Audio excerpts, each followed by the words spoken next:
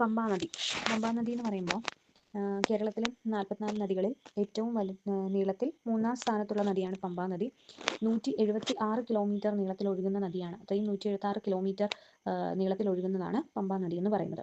അപ്പോൾ പമ്പാ നദിയെ പുണ്യനദി, അതുപോലെ ദക്ഷിണ ഭഗീരഥി, ബാരിസ് എന്നീ പേരുകളിൽ അറിയപ്പെടുന്ന നദിയാണ് പമ്പാ നദി എന്ന് പറയുന്നത്. അതായത് ശബരിമല തീർത്ഥാടന കേന്ദ്രം സ്ഥിതി ചെയ്യുന്നത് പമ്പാ നദിയുടെ തീരത്താണ്. അതുകൊണ്ട് തന്നെ പമ്പയെ പുണ്യനദി, അതുപോലെ ദക്ഷിണ ഭാഗീരഥി, ഭാരിസ് എന്നീ പേരുകളിലൊക്കെ അറിയപ്പെടുന്നുണ്ട്. പമ്പയുടെ ഉത്ഭവസ്ഥാനം എവിടെയാണെന്ന് ചോദിച്ചു കഴിഞ്ഞാൽ ഇടുക്കി ജില്ലയിലെ പീരുമേട് താലൂക്കില് പുളിച്ചിമല എന്ന് പറയുന്ന ഭാഗമുണ്ട്. അപ്പോൾ ആ പുളിച്ചിമലയിൽ നിന്നാണ് പമ്പാ നദി ഉത്ഭവിക്കുന്നത്. പമ്പാ നദി ഉത്ഭവിക്കുന്നത് ഇത് കടന്നു പോകുന്ന ജില്ലകൾ ഏതൊക്കെയാണെന്ന് ചോദിച്ചാൽ പത്തനംതിട്ട, ആലപ്പുഴ തുടങ്ങിയ ജില്ലകളിലൂടെ ഒഴുകി വേമ്പനാട്ട് കായലിൽ ചെന്ന് പതിക്കുകയാണ് ചെയ്യുന്നത്. അപ്പോൾ പമ്പാ നദി ഉത്ഭവിക്കുന്നത് ഇടുക്കി ജില്ലയിലെ പീരുമേട് താലൂക്കിൽ പുളിച്ചിമല എന്ന് പറയുന്ന മലയിൽ നിന്നും ഉത്ഭവിച്ച് പത്തനംതിട്ട, ആലപ്പുഴ ജില്ലയിലൂടെ ഒഴുകി വേമ്പനാട്ട് കായലിൽ ചെന്ന് പതിക്കുകയാണ് ചെയ്യുന്നത്.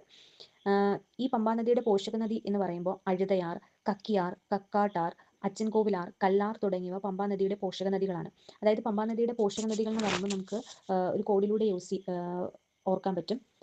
അച്ഛൻ കക്ക കഴിച്ച് കല്ലിൽ കക്കി അഴുക്കാക്കി എന്ന് പറയുന്ന ഒരു കോഡ് ഉപയോഗിച്ചാൽ അതിനകത്ത് നമുക്ക് അച്ഛൻ കോവിലാർ, അതുപോലെ കക്ക എന്ന് പറയുമ്പോഴത്തേക്ക് കക്കാട്ടാർ, അതുപോലെ തന്നെ കല്ലിൽ എന്ന് പറയുമ്പോഴത്തേക്ക് കല്ലാർ, അതുപോലെ തന്നെ കക്കി എന്ന് പറയുമ്പോൾ കക്കിയാർ, അഴുക്കാക്കി എന്ന് പറയുമ്പോഴത്തേക്ക് അഴുതയാർ.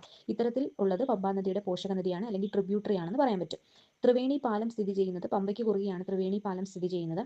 ഇനി ശബരിമല ജലവൈദ്യുത പദ്ധതി എന്ന് പറയുന്നത് ശബരിമല ഇറിഗേഷൻ പ്രോജക്റ്റ് എന്ന് പറയുന്നത് പമ്പാ നദിയുടെ കീഴിലാണ്. അതായത് ശബരിമല ഇറിഗേഷൻ പ്രോജക്റ്റ് അഥവാ ശബരിമല ജലവൈദ്യുത പദ്ധതി എന്ന് പറഞ്ഞാൽ രണ്ടാമത്തെ വലിയ ഒരു ജലവൈദ്യുത പദ്ധതിയാണ്. അപ്പോൾ ഇടുക്കി ജലവൈദ്യുത പദ്ധതി കഴിഞ്ഞാൽ അടുത്ത ഏറ്റവും വലിയ ജലവൈദ്യുത പദ്ധതിയാണ് ശബരിഗിരി ജലവൈദ്യുത പദ്ധതി. അത് പമ്പാ നദിയിലാണ് കാണപ്പെടുന്നത്.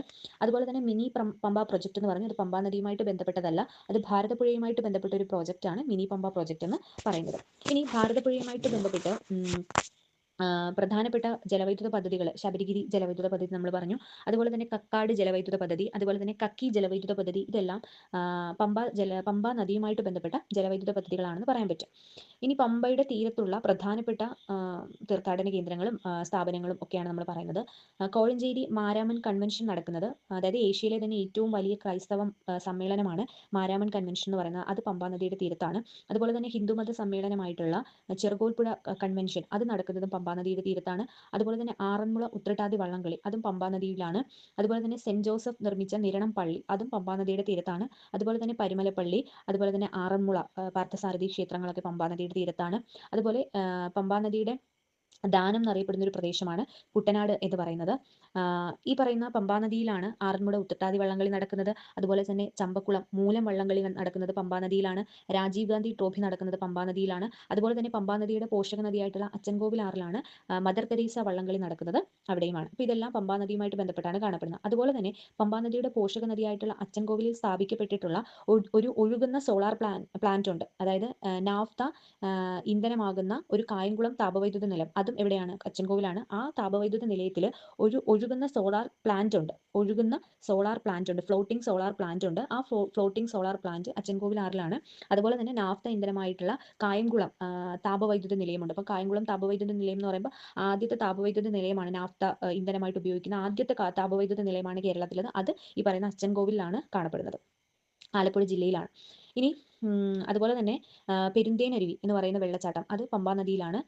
ആ വെള്ളച്ചാട്ടം പെരുന്തേനരുവി വെള്ളച്ചാട്ടം പമ്പാ നദിയിലാണ്. അപ്പോൾ കേരളത്തിന് ദക്ഷിണ ഭാഗീരഥി, ദക്ഷിണ ഗംഗ, അതുപോലെ തന്നെ കേരളത്തിന്റെ ദക്ഷിണ ഗംഗ, അതുപോലെ പുണ്യനദി, ബാരിസ് എന്നിങ്ങനെ അറിയപ്പെടുന്ന 3-ാം സ്ഥാനം, നീളത്തിൽ 3-ാം സ്ഥാനമുള്ള നദിയാണ് പമ്പാ നദി എന്ന് പറയുന്നത്.